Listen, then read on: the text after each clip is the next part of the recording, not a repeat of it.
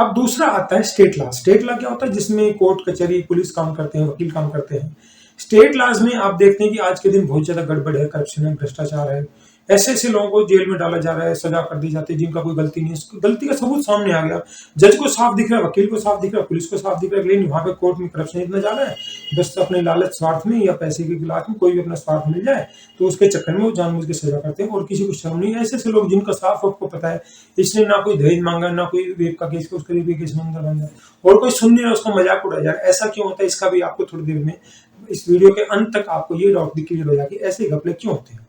ऐसे घपले होने का मेन कारण ये होता है कि जिस व्यक्ति का जब सोशल लॉज में, सामाजिक कानूनों में जब बेईमानी होने लगी, हम बेईमान होने लगे कि दिखावे में कुछ और एक्चुअल में कुछ और, सामने दिखावे में तो हम अच्छे बन रहे हैं। अब जैसे मैं पूजा कर रहा हूँ, हे भगवान वो मरे कटे उसके घर में आग लग जाए, दिखावे में पूजा कर रहा हूँ, कानून के हिसाब से बहुत बढ़िया हूँ, मैं से बढ़िया कोई आदमी, लेकिन अंदर से मैं क्या कर रहा हूँ? मैं नेगेटिव इमोशन फेंक रहा हूँ, मैं किसी के बारे में बुरा सोच रहा हूँ। तो क्या है, हमारा जो वाइब्रेशन है वो नेगेटिव वाइब्रेशन निकलने, मैं किसी बुरे बारे में सोच रहा हूँ तो वो सबकॉन्शियस माइंड की वाइब्रेशन यूनिवर्स तक जा रही है। मैं दिखावे में तो पूजा कर रहा हूँ, एक्शन में कुछ है। आप सोसाइटी में से लाखों एग्जांपल देख सकते हैं, रोज आप देखते हैं कि वो कोई सामने वाला व्यक्ति आपका दोस्त बन के आ रहा है लेकिन नुकसान आपका दुश्मन से ज्यादा कर रहा है।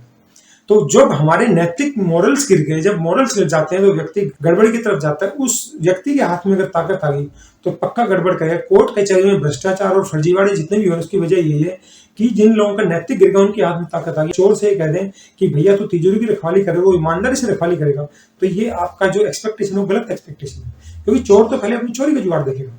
तो वही हाल कोर्ट कचहरी में जो गड़बड़ होती है, इनको निरंकुश पावर मिलेगी तो वो गड़बड़ करेंगे। पहले सामाजिक श्रम थे तो लोग गलत काम करने से डरते थे कि लोग क्या सोचेंगे, लोग क्या नहीं। जब श्रम खत्म हो जाती है और मोरल खत्म हो जाते हैं तो फिर किसी भी हद तक गड़बड़ी करने के लिए तैयार हो जाता है। ये आप चारों तरफ समाज में हर लेवल पे देख रहे हैं कि आपके साथ शोषण हो रहा है, गलत हो रहा है, कोई नहीं बोल रहा, और जो गलत कर रहा है दूसरों के साथ उसके साथ चार लोग खड़े आते हैं क्योंकि उसके पास कुछ प्रभाव होता है, पैसा होता है, रुतबा, ताकत, उसके पीछे दुनिया दौड़ती है। ये प्रैक्टिकल सच आप सब जानते हैं।